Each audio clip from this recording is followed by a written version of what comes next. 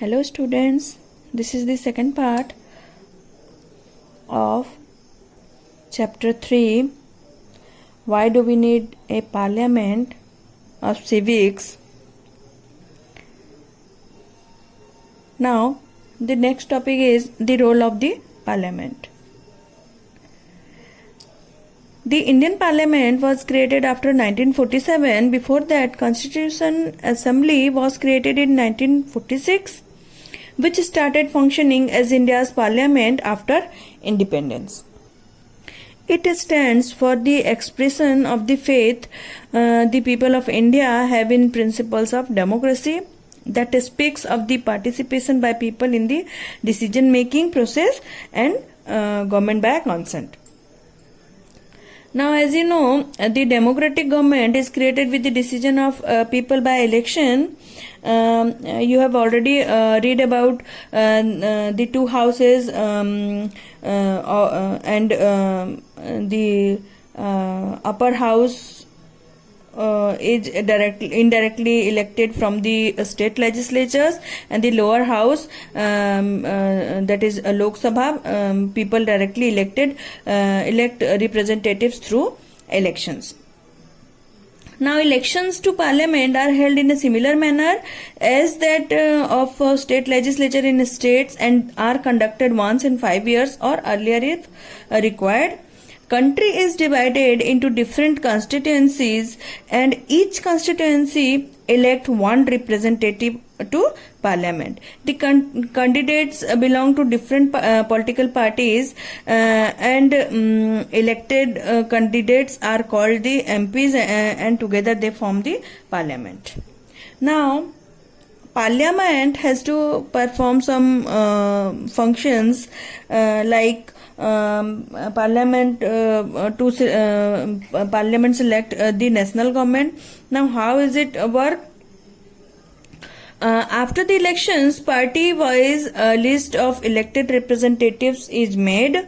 For a party to make the national government, it is essential to get majority in Lok Sabha. The opposition is formed by all the other parties, and largest seat getter more amongst them is called the main opposition party. The leader of majority party is invited by the president to form the government or the ruling party and becomes the prime minister. From the MPs of their party, and prime minister selects their council of ministers,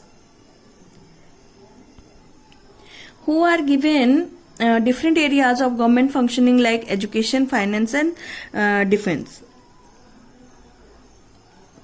When we use the term government, we often means the executive. Okay. In case no party gets majority, coalition government is formed. Now, what is coalition? Coalition is a temporary alliance of parties, generally after elections, where no party gets majority. An alliance of political parties is formed, called coalition, which forms the government. Sometimes it becomes difficult for a single political party to get the majority that is required to form the government. They then join together with different political parties who are interested in similar policies and programs to form the government. This is known as coalition government. Now, the other function is to control, guide and inform the government. So, how the parliament function? The parliament begins with a questionnaire. This questionnaire is a very important mechanism through which MPs elicit informations about the working of the government. This is a very important way through which the parliament controls the executive. By asking questions, the government is alerted to its shortcoming and also comes to know the opinion of the people through their MPs in the parliament. In addition, in all matters dealing with finances, the parliament's approval is crucial for the government, and by this they control the government. The MPs as representatives of the people have a central role in controlling, guiding and informing the parliament. This is a key aspect of the functioning of Indian democracy. Now, What is the role of opposition party? So opposition plays an important role in parliament. All the parties other than the ruling party from the opposition,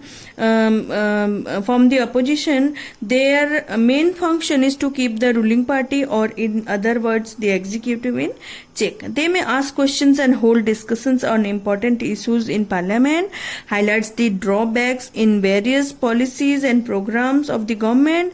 They mobilize popular support for their own policies. The MPs, as representatives of the people, have a control role in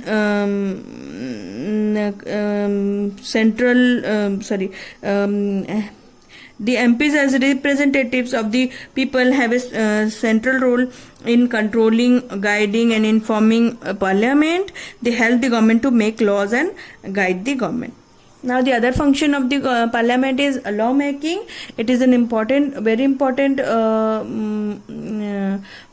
function to make laws, as it is the highest legislature. We will read more about this in other chapter in later.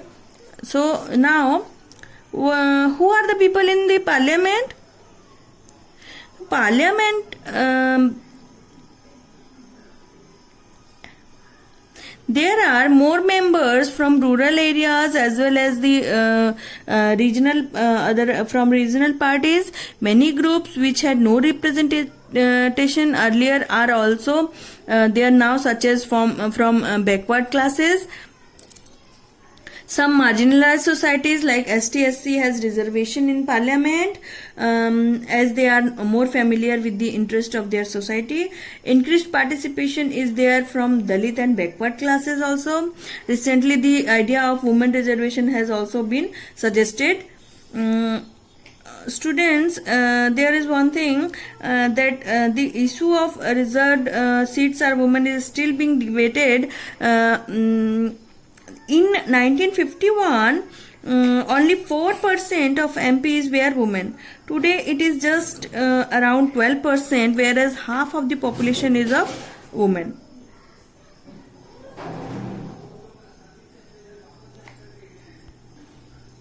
Along with the members from national or regional political parties, there are independent members also in the parliament. Okay, students, that's all about this chapter. Now there are some question. I'm giving you some question. Write all answers in your homework copy. Okay, so that's all for today. Have a good day. Thank you.